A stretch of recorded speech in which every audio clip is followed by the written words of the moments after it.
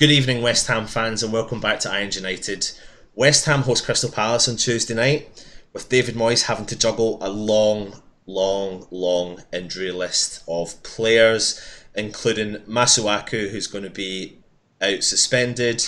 The list just seems to continue, seems to grow. It's getting really frustrating, but hey ho, get your comments in, get chatting. We'll try and engage with you guys live tonight. Obviously, I'm joined by Dan over there, Luke in the corner, and Stel just below me. We came off a crazy, not so good defeat against Wigan, League One outfit Wigan yesterday. You've seen my review. I was at the game, and there's been a lot of talking points from the game. So I'll start with yourself, Dan. Dan, give me a quick rundown on what your thoughts are. I don't know, weren't good enough. You could see Moyes didn't want cup run anyway. He completely changed the way the squad operated from how we've been playing in the league. That formation hasn't worked in any game. He was playing wing backs as wingers, and Chicharito ain't working either. I'm going to talk about Chich in depth at some point tonight. I've got plenty I want to say about him, but it just ain't good enough. And then, to top it off, Obiang pings his knee. He's done for 6 weeks probably, by the looks of things. Before you carry on then, Dan, what's your thoughts on the tackle on Obiang? It's a rough challenge, but it happens, doesn't it? It's one of them. It can't be avoided. When I looked at that starting lineup, I thought we stand a chance. It's unbelievable how poor that performance was with some of the players that are out there. That Nick Powell, for them, he looked like the Premier League player on the pitch. He looked like the most Premier League player on that pitch. He was brilliant. Will Grigg as well, running in behind. He was a threat all game. They dominated us. It was an awful display from us. And then, like I say, Obiang gets injured. That's another player down. Add that to the list. They must be loving that at the on the physio's bench at the club. And then Masuaku, what is he thinking? Spitting at a player. I ain't got no time for that. If he doesn't play again this season, I would not be sad. I ain't got time for that. And all they've done on social media and that is try and sugarcoat it by saying that someone was racist. They weren't racist. He just fucking lost the plot. Someone barged him. He didn't like it. Didn't like being touched. Oh, I'm the Premier League player. You're fucker. I'm going to spit at you. No, I ain't got no time for that. That's awful. And it's just awful in general. Not good enough. At the end of the day, right, we're 11th in the league. We ain't winning the league, and we ain't winning the league anytime soon. The F.A Cup is a chance. That's the only chance this club ever has, is in the cup competitions to actually do something for the fans. And instead, they go and shit all over it like that. And that's just, for me, that ain't good enough. Look, I mean, Dan's touched on a few things there.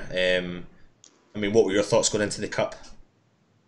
Yeah, I wasn't expecting anything, to be honest with you. I had the opportunity to go to Wigan, the game earlier in the week, but due to circumstances, it didn't happen in the end. And in the end, I'm apart from maybe a bit of banter and some beer and all that, I don't think it's been worth it anyway, because it's been, cemented that Moyes is here to keep us up in the league. So for him, the cup is a nothing. It's going through the motions. That Shrewsbury, the 2 games against Shrewsbury, should have proved to everyone that we didn't want it. We didn't want to go through. We're going to just try and go through, as little effort as possible, going through the motions, put the kids out, all this sort of stuff. Look, if we do well in the league, then, we can say, well, look, we want cup competition.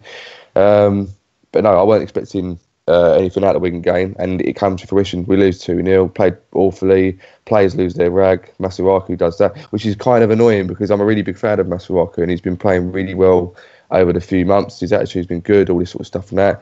And for a player like him to do that, I was shocked and I was gutted, because it wasn't like some play. If Sakho had done that with his attitude, I would have kind of understood it more, because I've seen the way he acts, the way he treats himself. But for Masuaku, he just seems like a kind of a down-to-earth guy. Get on there, get your work done. But he lost his rag, and it just kind of that cemented the mood of yesterday of the Wigan game. It just summed it all up for me. So no cups, typical, same old again. Trying to stay up in the league, same old West Ham. Still, obviously with Masuaku's terrible actions of yesterday, he has come out today on social media and apologised. What's your thoughts on that? I don't think he had any choice but to apologise. I think he would have been thought of even less if he hadn't. I read on some of the social media sites that the apology seemed to be just a blanket, normal, the club put it out on his behalf type apology. Whoever put it out, credit for the fact that it was done. But as the lads have said, we shouldn't have. We didn't think he was that sort of person. So I think we were all a bit surprised that he got sent off for that. I remember, and while you were at the game, you sent us a message asking what was he sent off for, and it was even difficult to see it, from TV as to why it happened until it was shown again, and it was a bit sad, really. And the irony is that right at the start of the second half, we seemed to start coming at Wigan, and we looked like we were going to get on top. And I can't remember how long it was in the second half. 5-6 minutes or something ridiculous that he got sent off, and we could have, by the way that the team were looking at going in the second half, the momentum looked like it was going to be with us. And who knows what could have happened then? But as soon as he got sent off, and that was it, game over. We were never going to get back in it again. Yeah, from being at the game, guys, and something I did notice from the minute from kick-off, the strength that Wigan had, and it's not even about being up for the game, because a lot of people are slagging off a lot of the youth players, and it's something I'm going to talk about. Obviously, we've got loads to talk about, so we're going to try and cram as much as we possibly can in. A lot of people are out there digging out the youth players, but let's talk about Burke, Cullen, Oxford, Martinez, and am I right in saying, is there anyone else that I've missed? Cullen, did I say Cullen? With that, the rest of those players on that park have been in and around the first team all season, and they didn't provide much satisfaction for any of the West Ham fans, for any of the West Ham teams. Dan, what's your reaction to what I've just said there with regards to the youth players? The thing, when I looked at that centre-back partnership, not once did it ever cross my mind that Burke was going to have a good game. No way is he going to have a good game being stuck next to Ogbonna. Now, don't get me wrong, Ogbonna's been playing well recently, and I don't want to come down on him too heavy, but he's not a leader. He is not going to marshal a centre-back partner. We've seen Reid and Collins have to do it for him all season long, so he ain't going to be able to do that. He ain't going to be able to pass on anything to poor Reece Burke, who's playing there at centre-back next to him. It's never a penalty, though. I'm sure you all agree with me there. It's been kicked at him, his arm's tucked in. Yeah. You've got to feel for the lad giving that away. I think, that wasn't Cullen's best game. Martinez, he did what he could. He was feeding off fuck all game, and he had Chich next to him who did bollock all. So, it's a difficult one, isn't it? People are going to jump on the young players' backs at the end of the day if they're not coming in and impressing. But there's seasoned professionals in there with them, and they should be putting their arm around them youth players and helping them get through the game. And I didn't really see that. If anything, it was the first team players that let us down more than the youth players. I mentioned earlier on, like, the strength of the Wigan team. I mean, from watching that game yesterday, they were and I mean this, they were literally all over us most of the game. They looked confident on 1-to-1s. They looked confident in any of the set pieces. They threatened an attack. They're talking about, they're doing really well and they're taking League One by storm, but they're still 2 leagues below West Ham, a Premier League team. Look, I mean, surely there's something not right there when teams from League One are, I could actually go as far as saying, dominating play and dominating strength battles, 1-to-1 duels, everything. What are your thoughts on that? It's mentality. It's a mentality thing. They want it more than us. And I think, pretty sure, I saw Arsenal the same thing at Forest when they got knocked out. It doesn't matter. You have a team full of world-class players, right? If they don't want it, if they're not up for it, they're just going to go through the motions. The other team will just take their place. So you don't want this. See you later. I'll go for it. If you've got enough mentality, enough momentum, you're going to push past that player for that last sprint. You're going to jump further in for that header. You're going to outmuscle him for that ball. It's the little things that you can be as technically gifted as you want to, but if someone else is going to come into you and go, I'm taking that fucking ball, I'm scoring that goal, I'm doing whatever, they're going to get past you. And it's about, I guarantee 110% that due to all these injuries and whatever, because I think a few of them are fabricated personally, that's just my opinion, because come Palace, I guarantee you 2 or 3, maybe even 4 of them players will be back in contention to start or at least be on the bench. I guarantee you the management have gone, listen, we'll go out there, we'll give you some game time, but don't worry too much about getting the results. If I'm honest, we don't really need this, lads. We're all about the Premier League. We're all about Tuesday night against Palace. So go out there, try and get a good result. Maybe you got some fans out there. You got to try and make it like you're doing something. But genuinely, I don't think they were out there and up for it. I think they probably said, right, here you are. Here's your numbers. Here's your starting 11. Good luck. See you later. Have fun. Come back at half time and see how it goes. Make a few subs. Bit of game time for the kids and all that lot of stuff. But Wigan wanted it more. These lower teams will want it more. And it's, for them, I know it's the kind of thing that it's their cup final and whatever, but Wigan beat Bournemouth 3-0 in the last game. I know people didn't want that either. So, fair play to Wigan. They wanted it, we didn't want it. Simple as that. And literally it was fair play to Wigan. I mean, what's the frustrating thing is we took over 4,000 fans there yesterday. Everyone made all the effort to go. And you do feel let down, and I get there's fans out there that weren't going to travel because they fully expected it, and maybe they were right by fully expecting the loss. But we still want a cup. We still want a cup, and we need to give it respect. Dan, I've heard you talk about it before. It's all about for me. It is disrespectful to the cup. It's disrespectful to. What are you going to say? It is. It's massively disrespectful to that competition. That is the competition in this country. I know it's lost a bit of its glee, but that's the one. As a fan, that's the one I want to see my team win. Yeah. And the fact they go out there and they shit all over it in the fashion that they did, not just yesterday, but Shrewsbury as well. They were fucking awful against Shrewsbury over 2 games.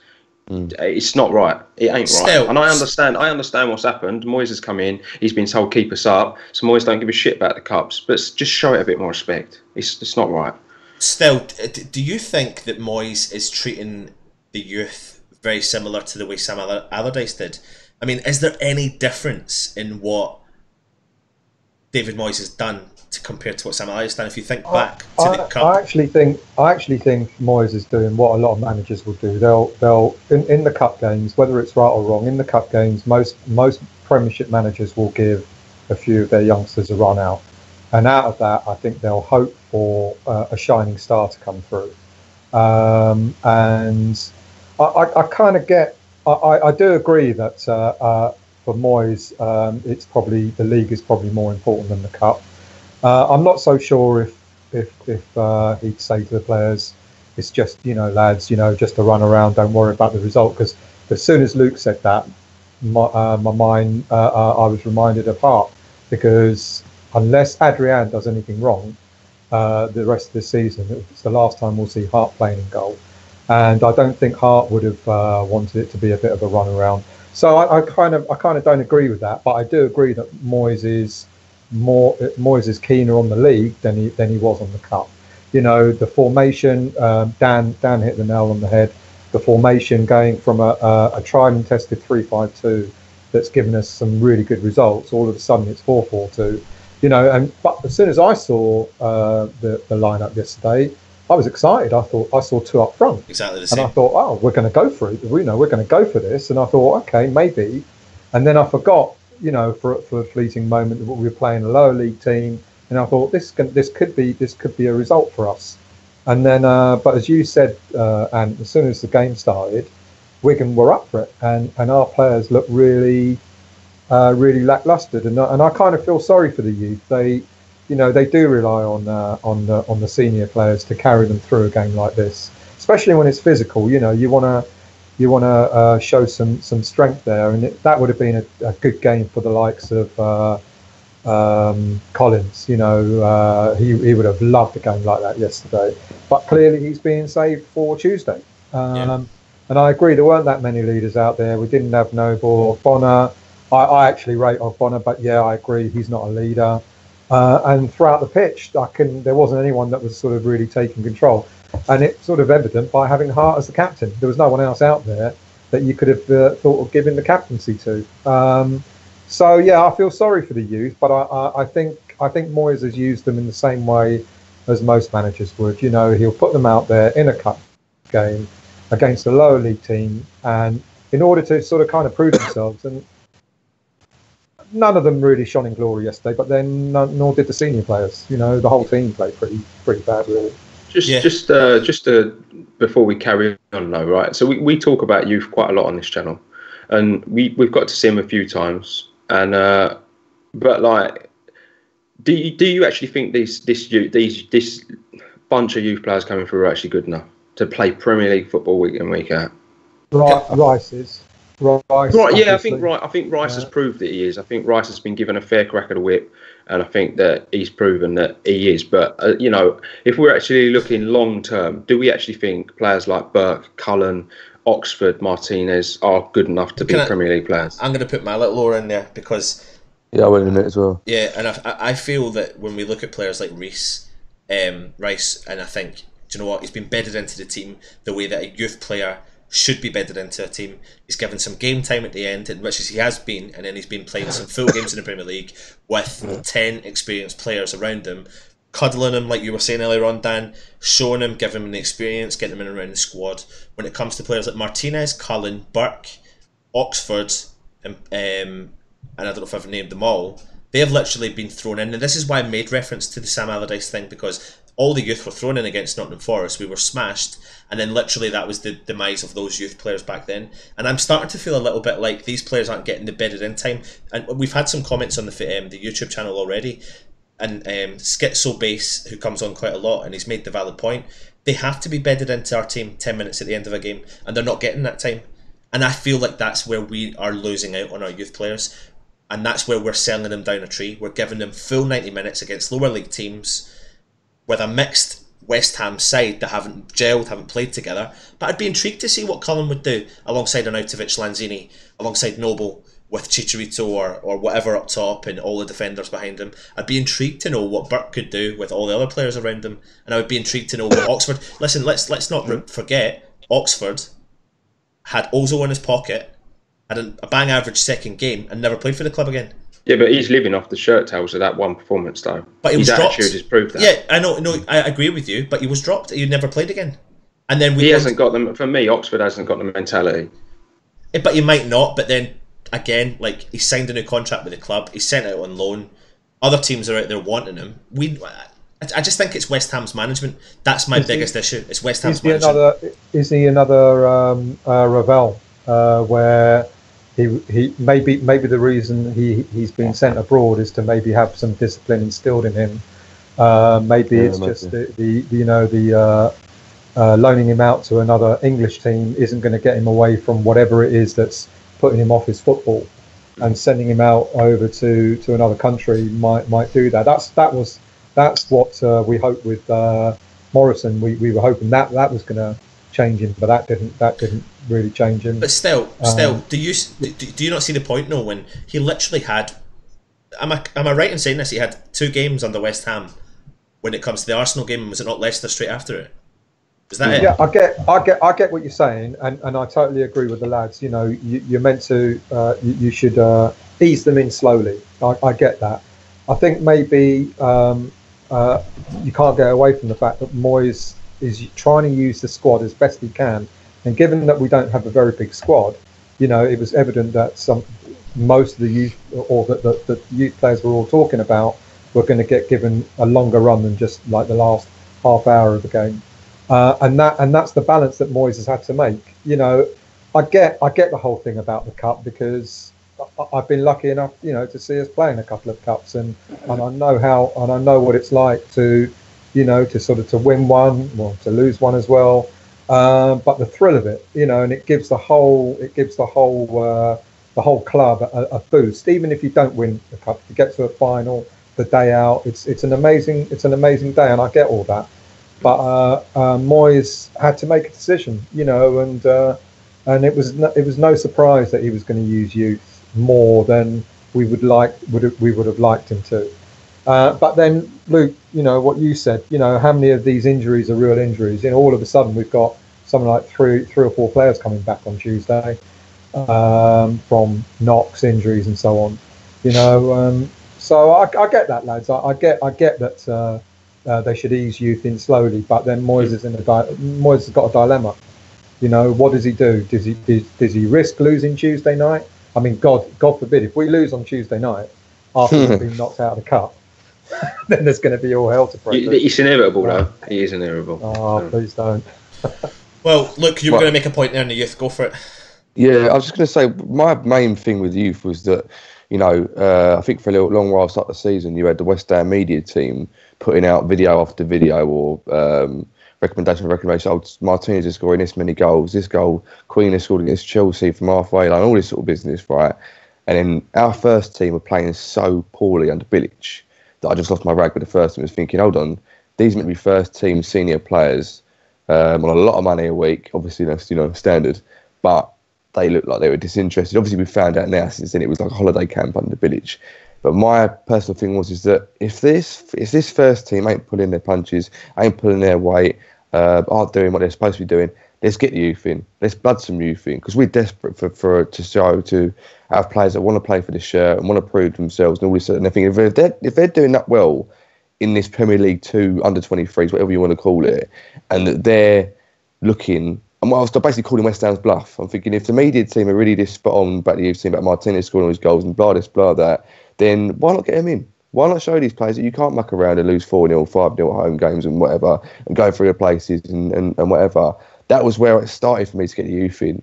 Now they're coming in, and I know me and you, and we don't agree with this personally, but I personally think that if you're ability-wise, if you're potentially up to Premier League standard football, you should be able to go out there against a League One team and not get humiliated. So you should be able to, hit out crosses. You should be able to make tackles. You should be able to make runs. You should be able to play to a decent level against a League One team. But again, it comes down to mentality. I guarantee they're not looking at the cup. They're looking at the Premier League game. So knock that on the head. That's gone now. But maybe they're not. Then cut long story short, maybe they're not good enough. But when I started going for the youth was big, and I thought that our senior team was so poor that fuck it, we might as well just get them in. We might as well get the youth in and just give them blood, give them game time, because they can't do any fucking worse. And if they do worse, at least they'll try not to do worse. So you can say, well, look, you have tried. You've got out there. You've tried to make a tackle. You've tried to, score a goal. You haven't done it, but fair enough. But at least for these wankers who don't even try, just turn up for their 50 grand a week, 70 grand a week, and then fuck off. That was what started for me. But yeah, you could be right, Dan. I'm not even sitting here saying that they're not good enough. I just wanted to get your guys' opinion on it, because obviously it is something it's being talked about a lot, amongst West Ham fans. My biggest concern is that Cullen won Player of the Season at Bradford. Yeah. Right, and that was at this level that he played at yesterday. Right, so. It says a lot, and you've picked up on it on more than one occasion already, Luke. Mentality. It says a lot about the mentality inside West Ham at the moment, that this lad can't come in and play with better quality players and produce the same form he was at Bradford. That's the biggest concern. Because for me, of all of them that have played, Cullen is the one that really is showing the ability. I genuinely think he could make that step up, but he's still not doing it on to the level that he was before. Obviously, I know when you go out on loan, you're trying to impress your parent club, but at the same time, he's playing with a higher caliber of player now. So surely his performances should be elevated. So there's something wrong inside West Ham that the youth players just can't push on. I think the last few days of the transfer window are going to be interesting to see what we actually do finally get in.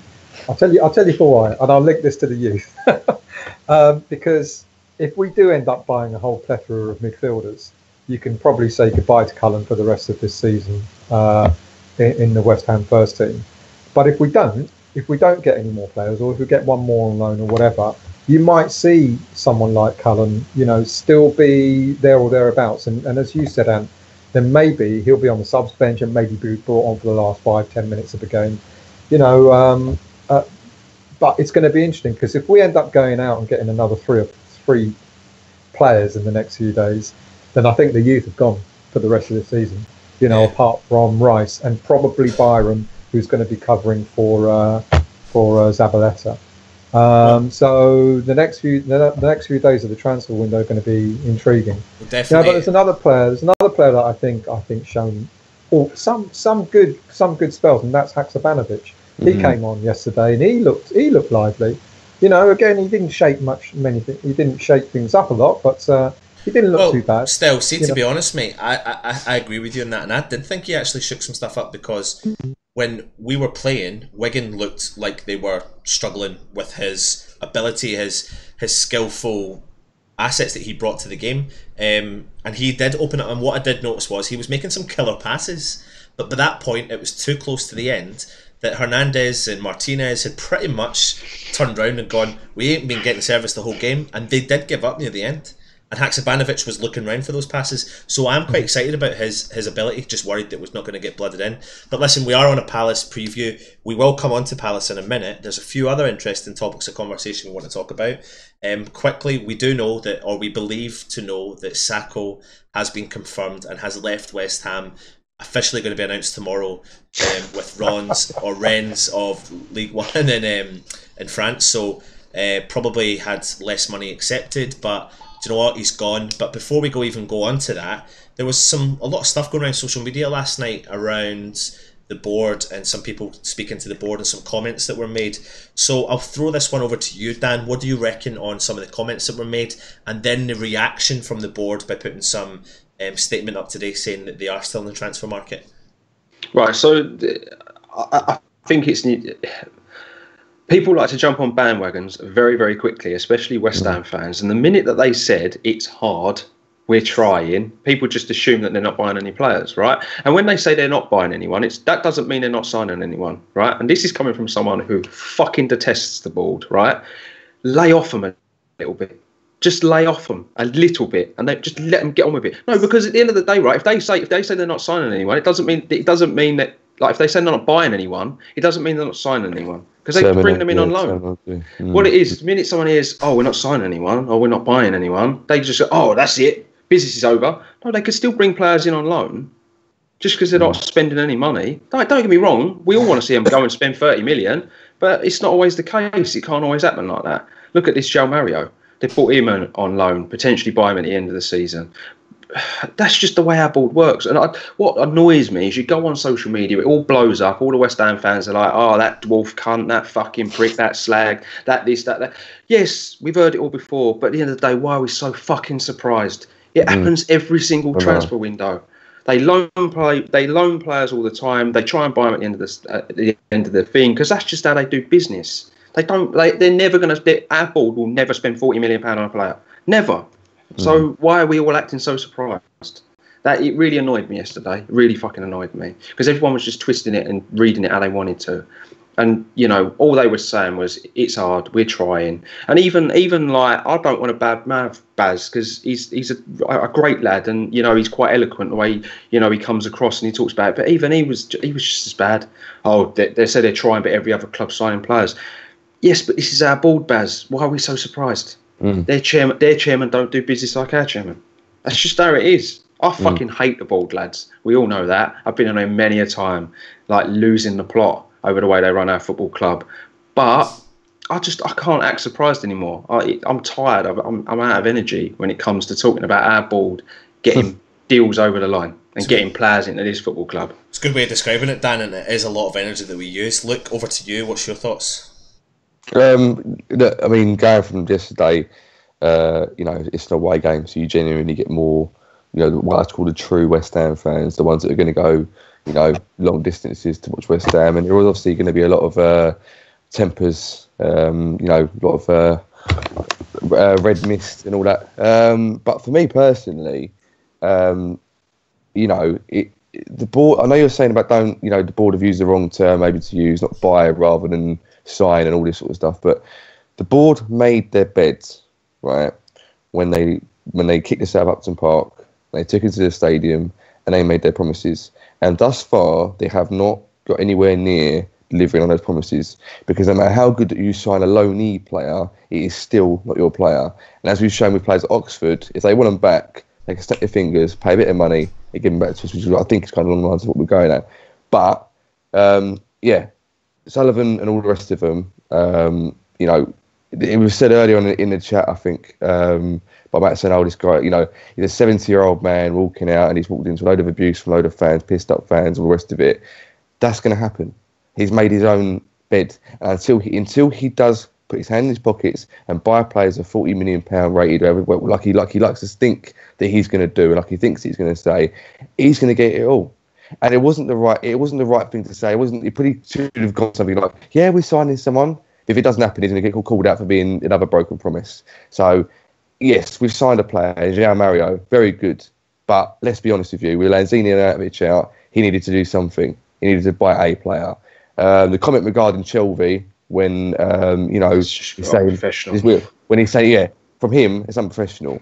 But for the tens of thousands of other West Ham fans on social media, when they get told about Shelby and they go, "Why don't we fucking win him? He's useless. He plays for Newcastle. He's crap. My old man thinks all this sort of stuff." And then Sullivan goes and says it, and apparently he shouldn't have said that at all, which he shouldn't because it's unprofessional. But it's Sullivan and the board. I'm going to cut it now because I'm just waffling on. Fundamentally, them two have not painted themselves with any decency since they got to the club, especially since they moved us to a new stadium. Any bit of abuse they get is warranted, in my opinion, because they haven't done anything to quash the abuse. They haven't done any of the job they said they were going to do. Nothing has got better since we moved to the stadium. In fact, it's only got worse, to be honest with you. And again, I can't disagree with anything you're saying either. I feel exactly the same. I think what annoys me is the naivety of our fan base. That we think that the board are going to change all of a sudden and start spending money and start signing players left, right and centre when they haven't done it since day dot. They've always bought poorly. They've always loaned players with a view to buy. They've always lined their pocket with more money than they're willing to put into the football club. They took us away from our spiritual home. They've fucked up since day one. So why do the fans all of a sudden think we're going to change? I think at the time, when it comes to it, fundamentally, you've just lost the game. So the tempers are going to be frayed as it is. Yeah, it's always we're at the cup, we're this. Half of the fans are pretty pissed up, been pissed up all day, drinking out of a away game. Fair play to them, get on it, I'll be exactly the fucking same. And if I saw David Gold and David Sullivan, I'd probably want to wring their necks as it is anyway and just say, give them abuse myself. I think it's just a lot of things. To be honest with you, as soon as I saw everything going on Twitter and on Facebook and all that, I thought, I'll wait till this dies down tomorrow because obviously we just lost out the cup. It's humiliating. We've had a player spit, which we don't have. That's never been West Ham. We're not disgusting on that. We don't have scummy players like that in our team. Hence why we didn't want Barton and the likes, years back. So Masuaku doing that already gets it up. It's not just losing, it's the way you lose, which was terrible. And that's made the whole red mist thing, for me, that's made the whole tempers very up. Yeah, so that's me done. Stel, over to you, mate. Well, I'm not a board fan either, and I kind of agree with what Luke says. The board have brought this upon themselves, making these hollow promises. And let's not forget they based moving from the bow lane on us taking the next step up, the next level up, and they've screwed up in a big way. And I'll be, you're right. We only loan players, especially halfway through a season. But I was even surprised that we loaned a player of João Mario's level. Yeah. I was like, okay, it's only a loan signing. And then as soon as I heard how much they're going to want for him, I thought he's not staying any longer than the end of this season. There's no way the board are going to pay £39 million for a midfielder. No way. So let's make the most of him. And I think you are right. I think it's only because we've had injuries in that area, Lanzini and Arnautovic, that we've even gone for João Mario. Because if you talk to Moyes, his priority is a defensive midfielder, probably even more so now that Obiang is injured. So it was a bit of a surprise, but it is typical of the board. They do this stuff to us where they go, look what we've just given you. We've just given you a £39 million player. No, you haven't. You've just given us a loan signing for the rest of the season. And they think that because they've gotten away with it before, that they've done this to the fans, they think that the fans are going to go, Kushti, we've got a lovely little signing there. We're going to buy him for £39 million. And we all know. I mean, for a player of the calibre that João Mario is meant to be, there should have been a big fanfare from the fans. We should have all been, sort of shouting from the rooftops. And we weren't, because we just had that feeling in the back of our heads that he's not staying any longer than 6 months because the board won't pay what the going rate for him. And it's a shame. The board have brought this on themselves. They've and I get why the fans get frustrated, but I must admit I'm also getting rather tired of it. To be honest, the away games I've been to this season, when Bilic was still there, and the first days of Moyes being there, you know, and the fans chanting, bored out, and all that sort of stuff. It was like you could understand the frustration now, as Dan said. What do we honestly expect? What else do we honestly expect from the board? So I think I've said it before. Let's just park all this to the end of the season, and then let's get all these fan bases together. That's what I really like to see. I like to see all these different fan bases get together and go as one to the board. You know, because it's going to be a far stronger. We're going to be far stronger in numbers if we do that. Because we've got the real West Ham fan action group, we've got the West Ham United Independent Supporters Action Group, or whatever they're called. We've got a few of them out there that they're all trying to sort of manoeuvre and say, we want the board to do this, we want the board to do that. Get together. You know, we're still fighting a relegation battle, and this sort of action.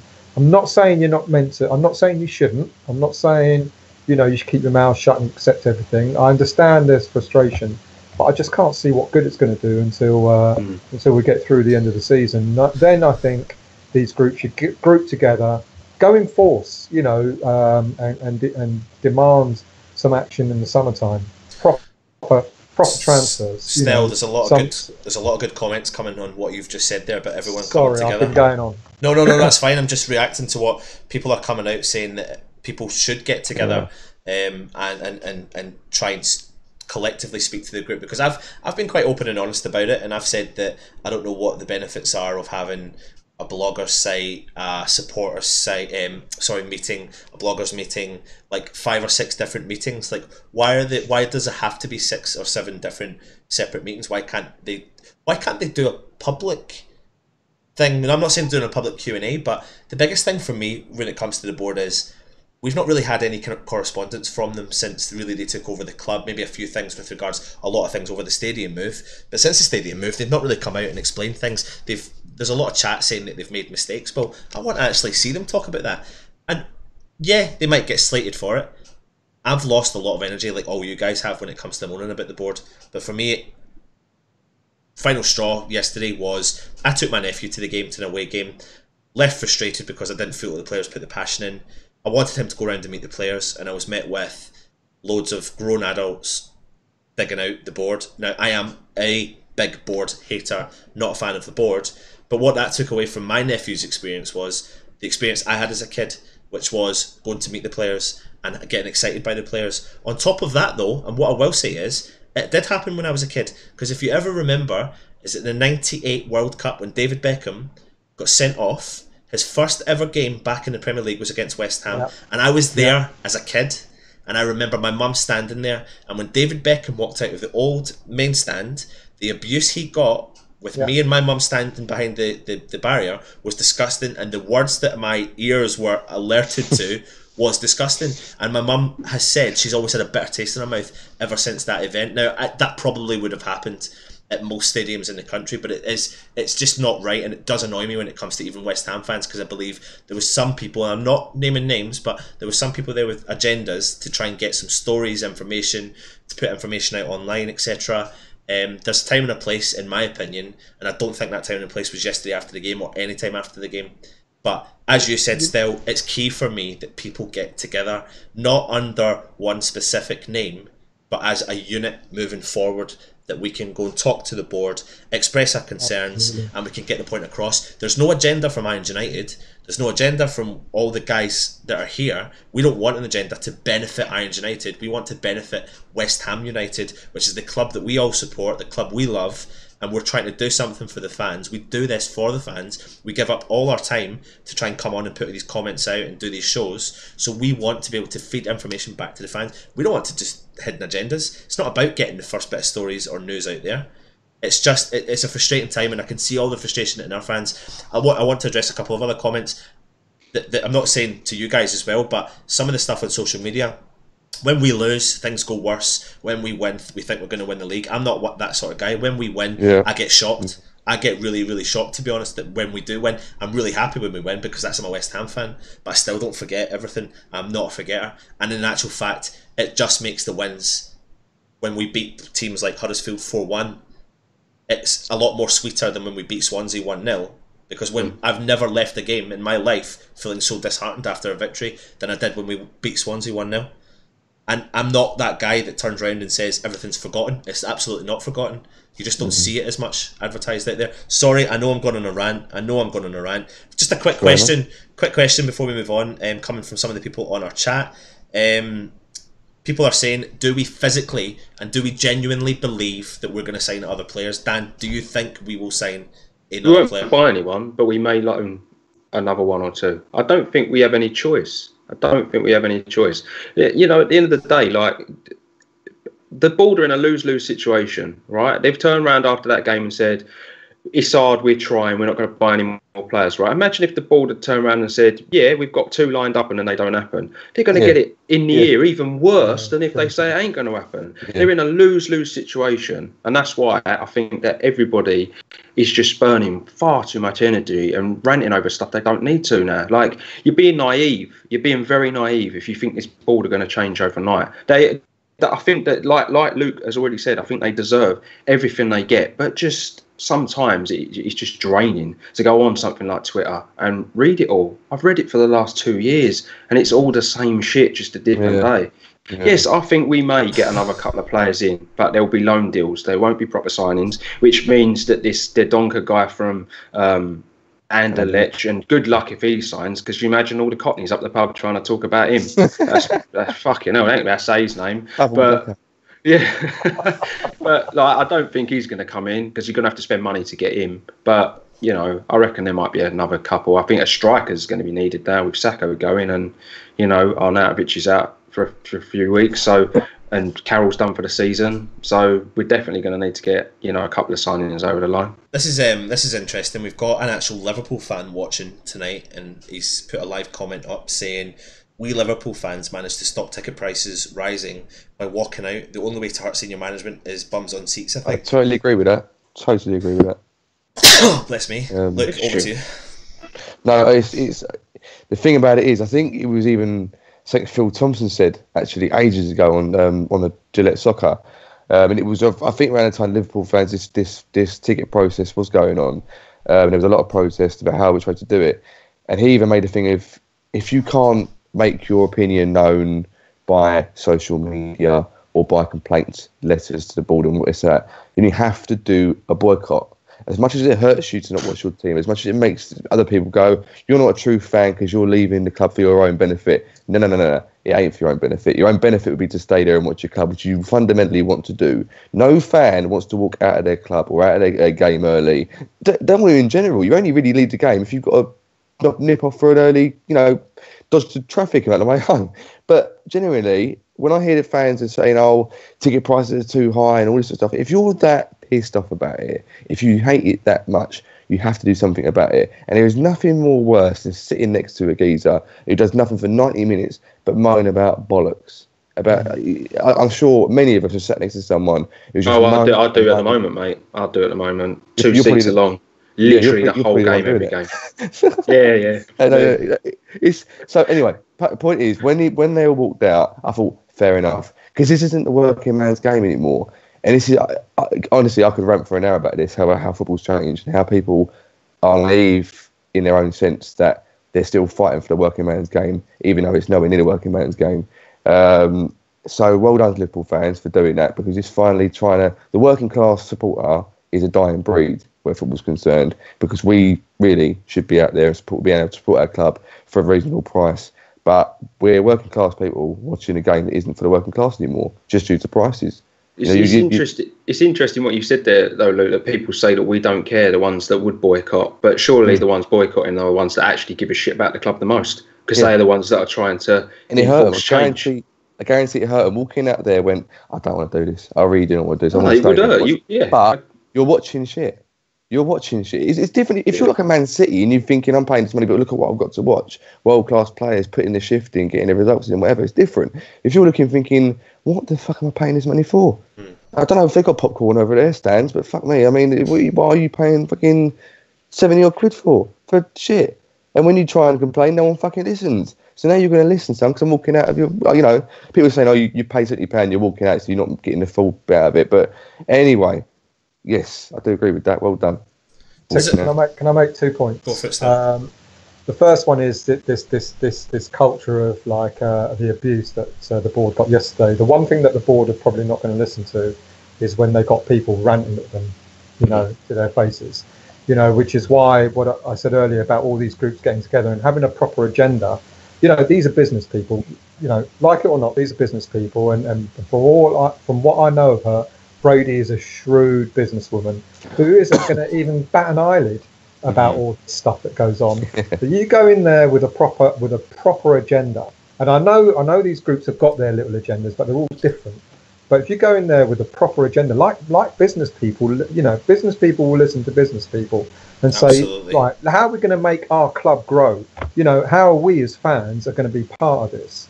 And they'll sit up and listen. Then, what is it that you want us fans to do that's going to make this club better? We keep asking you to pay money to buy all these players, but what about us? How are we going to contribute and make it a proper fan base? You look at clubs abroad in Germany. A lot of clubs have got they're owned by fans, aren't they, or something like that? Yeah, Or they're sort of like they have some sort of shared sort of ownership in the club. So there's a proper relationship there. West Ham could learn from something like that. If they want to get the fans on board, do it in a proper way. I know they don't, but it's an idea. Remember those still, they are fans, aren't they? Bullshit, mate. Absolute bullshit. And I forgot what the second point was going to be. Sorry. The thing is, I do believe they are fans. I just believe they've lost their way because of money. That's it. Or one of them are fans. And no fan would treat the club like that. No, mate. I know, that's what I mean though. I think they're driven solely by money. I mean, some of the comments coming in here, I mean, there's so many to read. It's quite tough to. Remember, Jack Sullivan or David Sullivan, whichever one it was. 4 years ago, put down I support Arsenal. So that's your first one that don't support West Ham. Sorry, it's been made public. No, it's You true, don't mate. fucking care. It's West Ham. He supports Arsenal. Yeah. Gooner. I mean, people coming on here saying Bayern Munich have set the standard. I mean, like you said, still Totally. the German football is the way they have done it. It's cheaper to own a season ticket at Bayern and fly out there every other week than it is to own a season ticket at Arsenal. That's fucking mental. That's the second point I was going to make about the boycotting. You just reminded me. The one thing about all these groups is, with the greatest of respect, real West Ham fans group and independent supporters group, etc., they're representing a small portion of West Ham fans at the moment, I'm afraid to say. And Lucas, like what you said, it's no longer a working man's game. We got fans, whether we want it or not, we got fans from all spectrums that are supporting West Ham these days. And to boycott means that everyone's got to be involved in it. That's the only way it's going to work. If you boycott it and you only get, say, a third of the fans walking out and the other 2/3 are going, what fuck's going on? I'm still watching the game. The boycott ain't going to work. So I think, yet again, it's all about these groups galvanizing the fans, getting together. And if they talk sensibly instead of ranting and raving like loons, a lot more fans are going to listen to it and get on board as well. Funny thing is, that's the first way of getting a boycott in place if the board don't listen. funny thing is that this just shows you how it's all changed in the modern way, right? Because you had all this, right? We've had all this for years. When your team loses and all the stuff's going wrong, you still rant. The only difference is now is that rather than going down a pub and getting pissed up and arguing with your mate over a pint that you're not happy and he's shit and he's a wanker, hate the board, all this and all that, getting your banners out, waiting for him to turn up to the ground before the game. Now you've got your phone, you've got your Wi-Fi, you've got your internet. Well, you ain't got Wi-Fi at the ground, but I know what you mean. No,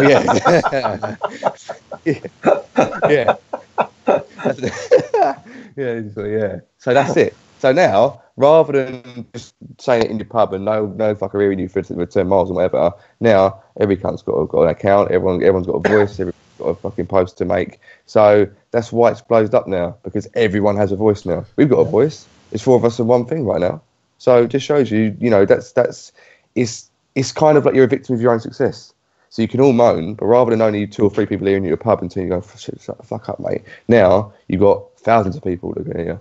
Yeah. Tweeted more by 1,000 other people. So your opinion will get heard by about 1 million people. That's just the way the modern world is. But there's definitely something to be said though, still, and all you guys, when we say that there's something like we're getting together as a key message, and not under one name, under West Ham's name, under West Ham fans. That's it. It literally just needs to be West Ham fans getting together. And still, you make a valid point. Collectively, I'd be so intrigued to know the numbers. I don't even know how you could ever find out statistics of it. But collectively, as say social media goes, is it a minority? Because for me, I believe it is. When I think you've only got to look at you've only got to look at the group, the real West Ham fans group, and the independent supporters group, and see how many followers they've got on Facebook, and it's going to give you a rough idea how many fans are involved in this. But I'll give them credit. The real West Ham fans group has grown really fast. I mean, it went from the moment it was set up, there was a lot of fans that became members. So it has grown. I'm not saying, don't get me wrong, I'm not belittling these groups. I'm not. I'm just saying that given the way that the modern game is, and given Luke's comment, about, this is no longer a working man's game, etc. I think that, they mean well, but they're probably only representing a smaller section of fans overall than if this had been, say, even 10 years ago. If this was all going on, say, 10 years ago, those groups would have represented a bigger proportion of West Ham fans. That's all I'm saying. So I'm not against them. I think I kind of applaud them for wanting to make change. But how many fans are they really representing? Because there's a lot of fans sitting there that would be oblivious to all this. They won't get involved in it on social media or anything like that. They'll just be going to a West Ham game, and they'll be. I've got mates that don't go on social media, but they'll go to a West Ham game or whatever, and they won't get involved in all this stuff on Twitter. And still, while you're on that, I just want to reiterate, and I'm going to put this out there to anyone that watches this video: if you have never been on before, come on this show. Like, even if you don't want your face to be seen, we'll cover it with the camera, we'll put a picture on it. But if you want to get a point across, please come on. It doesn't matter. We are not just our four voices. We've had, multiple guests on this show. It's the point is to encourage new people, new faces with all different opinions to have a voice about West Ham.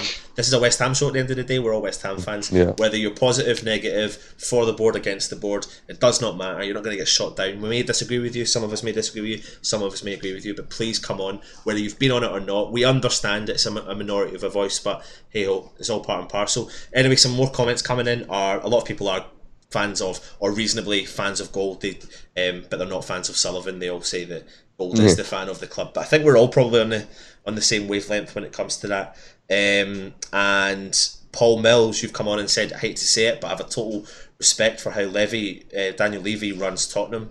Hurts to say it, but do you know what, mate? Like, at the end of the day, you've just got to look at their whole process. They bleed the youth through. They sign some of the best talent in lower leagues. They sell them on for profits. They've got a brand spanking new stadium. Steps. They had a plan, not like our shit 10-step plan. They actually had a proper fucking plan, and they went and they followed it. And now look at them. Yeah. Absolutely. It ain't been funny. Look, when I first started watching football, Spurs weren't up there challenging for Champions League. Nope. They were a club like us. Yeah.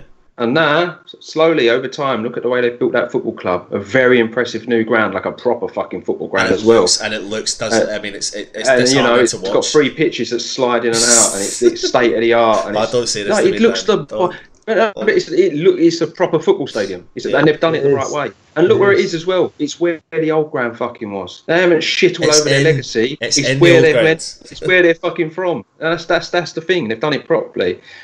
Bald, mate, it's all fucking. But don't forget, here's a brown envelope here, here's a brown envelope there, whatever. Don't forget, Dan. Levy did want the Olympic Stadium.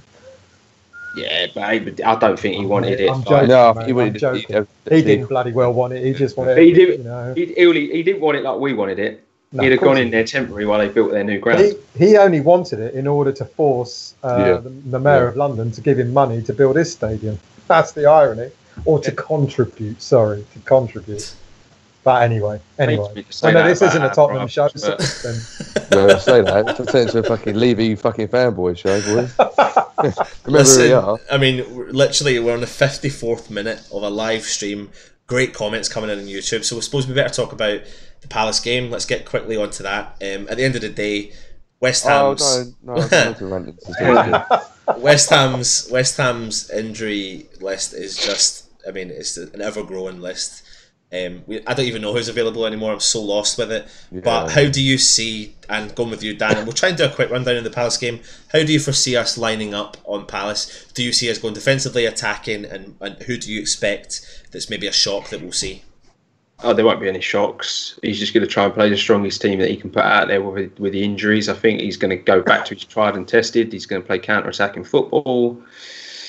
Yeah, we're going to bed in. It's quite embarrassing, really, isn't it? That another team that's down there struggling like us, and we're going to have to go in there and bed in and probably have about 30% of the ball at home. But I honestly think that's the only way we're going to do anything against Crystal Palace. Other than that result last time out against Arsenal, they've actually been going very, very well. Yeah, they seem to be rejuvenated under Roy Hodgson. Good old boy. Good old boy. And and I mean, look, what are your thoughts on Roy Hodgson's Crystal Palace and the way he's been playing with them? Yeah, he's turned it around. He's my opinion has changed on him completely. I still don't forgive him for the way he handled himself as England manager, but he seems to be doing well for Palace. Sakho is in the form of his life with him, even as a diving wanker, and I guarantee you he dives against us and gets a penalty for it. You prick. So yeah, they're a good team, and I'm looking forward to the game because I think we'll actually go for it rather than we did in the Cup. But at the same time, I'm expecting to I don't know. It's one of them. I'm not too sure about it in a minute. But, you know, look, Wigan, Huddersfield, 1-4-1. Bournemouth, we got a draw out of it. I would like to get a win out of it in that. We're back in the league now. And I think that momentum will be better. Mentality-wise, we'll be going for it more.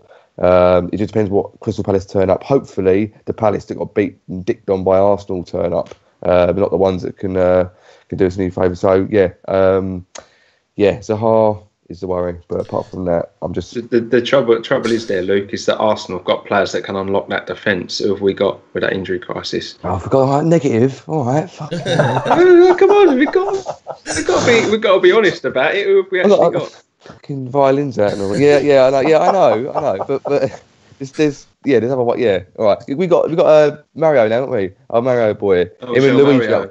He's going to eat some mushrooms and do it himself, isn't he? Yeah, big time, mate. We've got Mario for 6 months because we hell is sure not ain't paying £39 million for this guy, so we need to get that out of our head. But still, it looks like we've got Czech, Noble, Font, Rice, Antonio look to be potentially coming back and might be in with a shout for this game. I'm looking at the team. I always predict teams on social media and get it wrong every single time. And I'm looking at the why team. Have we got you on here? Sorry, mate. Why have we got you on here, giving your wrong predictions all the time? You're like Merson, mate. You're worse than Merson. Go on, leave off. I'm looking at the team here, and I reckon because we're lacking central defenders, you probably see Zabaleta going in a back three with Collins and Ogbonna and Byram as a wing back on Tuesday night. Because my understanding is Reed's not ready. Who else is there? There's no one else. He'll play it back. I'd rather he didn't. But anyway, I'm not kidding. Actually, I'd rather he didn't. I'd rather see either Rice or Zabaleta in a back three. He'll play a back three with a 5 in midfield and a 1-1 or a 2 or whatever. But yeah, you're going to get. The reason why I've not said Rice in the back three is because I reckon he'll put Noble, Rice, and Kiatu in the middle three with Mario and Hernandez up front. I can only go by the players that we got because I think that's probably what will happen unless he puts faith in Cullen or Haksabanovic, and I can't see him doing that. So Dan, your hands were in, or your head was in your hands. And Creswell will go wing back. I've got issues with the Hernandez thing. Someone's vibrating. Go on in. It's me, mate. It's me. I've got issues. I've got issues with Hernandez. Massive issues with Hernandez. He's an expensive luxury. He doesn't fit this West Ham team. He's never going to fit this West Ham team. And I've been on here before, and I've said this before about Hernandez. Now he doesn't fit the system. He doesn't work hard because that's the sort of player he is. It's no fault of his own. That's just that's just the sort of player he is. When he was at United and Real Madrid, he had class players around him that could do the nitty gritty, get the balls in the box. And this team, we don't have that. We haven't got out and out wingers that are going to get balls in. We just don't. Once in a blue moon does Masuaku get one in the box, but he's suspended for this game. I think, and the next six. It hasn't worked. It hasn't worked, and it's not going to work. But my opinion now has changed even more because of the things that the board do, and he was just a big name to shut us up. They knew it weren't going to work. They knew that a player like that weren't going to work. But what they did is they went, it's 16 million, it's 130 grand a week. He's got a massive reputation, capped loads of times for Mexico. He's done it at international level. He's played for Real Madrid. He's played for Man United. This is a big signing. This is going to shut the fans up. Yeah. He's come in and it ain't worked, and it's not going to work. For me, and it pains me to say this, because he is class on his day, but he's the first one out the door in the summer. Because it's never going to work for this team. It's never going to work for this team. It's never going to work for this team based upon our setup. Yeah, I just think West Ham at the moment are not at the level that can afford a poacher, because that's all he is. His game is limited. He's not the sort of player that's going to track back, put the foot in, make a challenge. He's not going to, he's not, I know I've been on here before and said Antonio's a bit overrated and all that, but the one thing Antonio gives you is 110%. He'll get back, he'll track back. Even Arnautovic and Lanzini track back, they'll put a foot in. You ain't going to get that with Hernandez. He's an expensive luxury we cannot afford. And I would honestly rather see Martinez up front on Tuesday night than Hernandez. And I know, and you've been of the opinion all season long, you put him on the pitch, he'll score goals. That goal he got against Bournemouth was fucking luck, mate. Pot luck. It fell to his feet. But most players are going to put that away. It was a terrible ball up, and we just got lucky that Bournemouth was so shocking at defending that we got the sniff. We don't have out and out wingers. That's our biggest problem. If we had two out and out wingers who would just bomb to the byline and whip brilliant balls in all day long, he's getting goals. Because I guarantee if Hernandez went on loan to Chelsea for the rest of the season, he'd bag 10 goals. He would bag 10 goals because they've got players that've got the ability to get balls in the box and supply a player like that, and they've got other players who can do the work that he's not used to doing. He's just an expensive luxury for me. It hurts me to say it because he's class, but he's just not class, and he's never going to be class for West Ham. Strong words there, Dan. Still, yeah. I get where Dan's coming from. He is a poacher, and a poacher needs to be supplied properly, But given our injury list, he's likely to start because there's not anyone else apart from Martinez, and it goes back to what we were talking about youth earlier. Do you put Martinez from the start? I wouldn't mind seeing him start, but I don't think he will. I think he will put Hernandez in there, but Hernandez will be starved of supply. And I was talking earlier. I know you guys laugh. I was talking earlier about the midfield, but I can't see who else he's going to play. We're going to play three defensive-minded midfielders, so there's going to be an even bigger gap between the midfield and the front line. And the only player that we could have had, which would do what you said, Dan, about sort of getting it to the byline and whipping it in, was Masuaku. He has done that. He can do that, but he's now not there for 6 weeks or 6 games or whatever. And I know you sniff when I said Byron, but I can see why Byron might start, because Byron, if anything, he's got a bit of pace, and he's decent on the ball. By the way, he is a decent player. Yeah, he is. And my understanding is he used to play as a right winger or right. Yeah, he did at Leeds. For Leeds, so he can do it. And I think if there's going to be any pace required, he might be the only supply we've got out on the wings. But that ain't going to help Hernandez, because we are going to sit back, we are going to defend at home, and it is going to be embarrassing, and might be another game where we may not have a shot on target. I think the trouble with Hernandez at the moment as well, and I hate to put a man down when he already is, but all the rumours come out that he wants to go and get football elsewhere, and then it was like, no, I'm committed to the club. But his performances on a pitch have done anything to suggest that he wants to force his way into this first team. He got a lucky goal against Bournemouth, but what else has he actually done? To me, all arrows point to the exit door. I don't think he wants to be there, because I think he knows deep down he ain't right for the football club. I think he was sold the dream. Yeah. I always say it to my mate. I always say it. Sold a dream, delivered a nightmare. Oh, what's happening here? Stelios is changing over. Yeah, it's me because my laptop's playing up again, so I've gone on my phone. Can you see me? Yeah, we've got you still. It's fine. Yeah, cool. I can't. I'm glad about that. Promised a dream, delivered a nightmare, boys. Jesus. That's the thing about Hernandez is about that. You know, if he comes to the club saying you're our marquee sign and you'll be starting up front. Oh look, Carroll's fit again. Same old. Yeah. So you know, come on, Luke. You love Carroll, though, didn't you? Come on, mate. I did. Yeah, I did. Nothing against that, but I would have liked to see Hernandez and Carroll up front. Sorry, 4-4-2 ain't popular in football anymore. No, it's about the two strikers ain't popular anymore either. It don't really work. The thing is, I think that the number 10 works better in our system, and I just feel like Lanzini and Arnautovic have got more chemistry, and Arnautovic puts more of a shift in than Hernandez. It's typical like West Ham is that they're both injured now, and there's more tumbleweed at the training ground than there is on the field, and they're having an absolute party and an absolute ball in the medical room, and you know. Andy Carroll's in there with his scotch, getting on the gear, loving life, and he's picking up his 90 a week. He's going to earn 1.5 million, boys, by the way, between now and the end of the season. Football. Let's just put that into context, though. But he's sitting there doing fuck all for the club, mate. He's got 2 goals in the last 9 months. Didn't we all feel that Hernandez was bought in by Bilic, and as soon as Moyes came in, didn't we all feel that we wouldn't see much of Hernandez? Well, he was one of the first players he sold, wasn't he? Still at Man United. That's right. And he's never really fancied him. And as much as he's saying, a manager always has to say the right things about a player, but we've all felt that his hand's been forced. If we had other fit strikers, he wouldn't be playing Hernandez. If you recall, he was playing on Arnautovic and Antonio up front with three strikers sitting on the bench.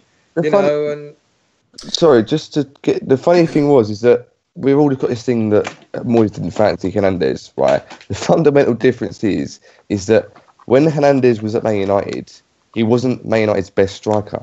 He wasn't going to be that. It wasn't as if like, oh, you've got to play Hernandez because so-and-so ain't good enough. At West Ham, he is. He's the best finisher at the club. But look at the players he had around him at Man United. Yeah, that's what I'm saying. So it doesn't matter. So you can afford to not play Hernandez. Yeah, you can afford to go, I don't fancy her. I've got so-and-so here, another international who's got 20 goals in him. Or West Ham. Or you just play to his strengths. Yeah, simple as that. But we're not going to. But there's the crux. We haven't got the players in midfield to play to Hernandez's strengths. And that's why obviously we've got how many days left the transfer window? Closes on is it 3, Thursday? I think. Thursday. About 8 hours in a minute. Closes on Thursday. So and we're going to have hopefully a live kind of transfer special coming out to use on Thursday. But a couple of players that I'm really intrigued for us to try and get players we went with, but we'll talk about that later on. Listen, we're coming to the end of the show, but a couple of key points, and it's quite funny. People have said, "Don't get me started on Carroll." This is on our live chat. Carroll's on his day, he's unplayable. They say he's unplayable. But wait, exactly. But wait, the next comment was they say on his day he's unplayable. So true, as you can't play him due to being injured, which is a valid point. So the geezer couldn't even stay fit enough to force a move. Yeah, that's all sure you need to know about him, doesn't it? I don't believe that. I believe he wasn't injured, and he just told the club he was. So he'd go, "Oh, you're injured, then okay." What? So now he's out and what? Now he's throwing his strop for the last 3 months. Yeah, that's what he's done. He's not injured. Oh goodness me! He don't play. I guarantee. My thing has been that literally he went to the club. I'm going to do a Sakho. I'm injured.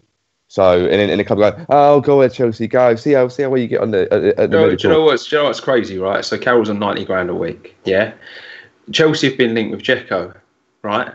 Now, Dzeko, I'm sure you will all agree with me, is a better player than Andy Carroll, right? He wants the same money that Andy Carroll's on to go to Chelsea. Right? So, he's just fucking ripping us off, lads. He knows what he's doing. Oh, mate. And that murdered me when I heard that. He was all like, I'd happily go to Chelsea if they give me the money that I want, basically. Yeah, he's a little bit older than Andy Carroll, but he is a far better player than Andy Carroll. Yeah. Oh, of course, yes, and I can't disagree. Just stealing a living. He is stealing a living. That's been since 2012. Well, listen, we've got players. This is the Palace preview. We've got Palace coming to our ground. We've got a not informed Benteke, a player we tried to sign before. Here we go. Here he goes. He'll score a hat-trick. Yeah. We've got Zaha, who likes a dive. We've got Tompkins coming back to his own club. Like, what is... We beat them 3-0 last year. Yeah. When we sold Pyatt and they come in the same team, we beat them 3-0. We can do it again. With Andy Carroll's wonder goal and Lanzini's performance. Oh, yeah, shit. I forgot about that. So basically none of the players fit. You try and be positive. You try and be positive around here and it gets knocked fucking down. I don't know why.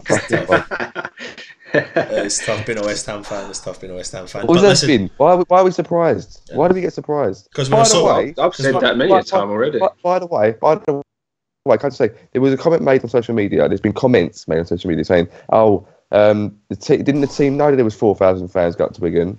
And I'm thinking to myself, honestly, do you really believe that Moyes goes, right, lads, you see out there, there's 4,000 fans out there, pissed up, I want you to win, right? Not saying you're all alcoholics, by the way, if you're watching this, I'm just saying that, Anyway, do you really basing it off his own life? Yeah, that's exactly it. I'm an alcoholic, yeah.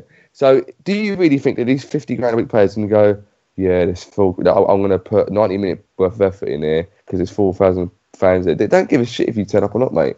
There could be one fan going in that game. You wouldn't got any different performance out of it. So please stop thinking the players care about you. I know Arnautovic comes over and gives you his shirt at the end of the game, and acts all brilliantly. It's lovely to see. And Noble does his clapping hands thing at the end. Lovely. I'm not knocking that at all. But please don't think because you've travelled on the train and not 5-star luxury like they have that they give a shit that you've turned up. I really don't. Because the only time they were going to come up to you is when they've won. And when they're not going to get any abuse of you. So on that, Luke, yesterday, at the end of the game yesterday, we had Cullen, Burke, Oxford, and I think that's it. Come over and clap. Literally every other West Ham player just ran down the. They do. They don't give a shit, mate. Ran down the tunnel. I don't give a shit about them either.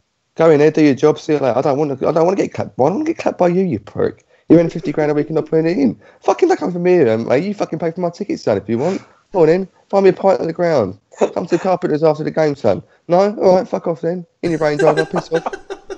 Go shake your wife who's only with you because you're on 60 grand a week. Sorry, mate. Next one that comes along with it.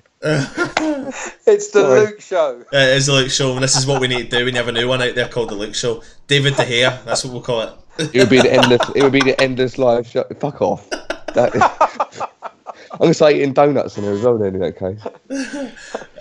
So, do you know what? We've been on for an hour and 12 minutes. Keep bringing time into it. So let's just go round to predictions. How do you do that? We're all right with it. We're doing all right. Let's go for predictions, and we will start with you. Who shall we start with first? I mean, it's my choice to go for it because I'm obviously leading the show. So we'll go with yourself, Luke, because you look really interested. Fucking do it. Oh shit! Right. Well, I think we're going to lose 4-0. Oh wow! No, I don't. Obviously. Scenes. But do you know what? I'm going to say that basically, we're going to be 2-1 up, and Hernandez is going to score one goal. Fuck you, Dan. Right, and then you're going to get Mario doing a little where he's doing, and then Saha's going to be a wanker and dive at the last minute. And then they're going to lose. Like we're going to draw 2-2, and then the fans are going to pile on the owners again. They're going to give them I don't know. Give it any of this shit. 2-2. Yeah, 2-2, 2-1, 3-2, whatever. Actually, no. Do you know what? I'm going to go 3-1 just to piss you off, Ant. This is me and your thing. I'm in a bad mood right now. I'm going 3-1, mate. 3-1 to who? Come at me. West Ham. All right. Yeah. Come at me, bro. What you got? All right. Still. What you got, Sam? Well, Luke's just done a loss, a draw, and a win, so I don't know which one to go for. Yeah, I'm not actually sure what he's predicted at all. There. I don't know what he's predicted. No, either. I don't know. Someone's actually commented saying the Luke Show needs to happen. Yeah, see, can't happen. Sponsored by Tango. Yeah. Sponsored by Tango. So for any, Hot noodles, yeah. for any of you guys out there watching this show, if you can tell, Luke's lighting situation has changed a lot. He doesn't go to the sunbeds a lot. Why? He's just Why do this? I did say this in the previous video. This doesn't need to be said again. yeah. Yeah, So, just for the new viewers. yeah. He tells us it's lighting. No, because you lot can't abuse the owners. You've got to abuse me now. That's what it is. I'm the fucking scapegoat around here. Has to be one, mate. It might as well be you. Stel, before you go, a couple of predictions coming in. 1-0 to West Ham, and Paul Mills is praying for a 1-1 draw. So Stel, up to you. Praying for. Yeah. I think it's going to be a hard game. I can actually see draw written all over it, but I'm going to be positive and say we're going to win 2-1. Cool. But it's got draw written all over it. Yeah. Dan. I'm going to be a negative Nigel, like I always am, because you know me.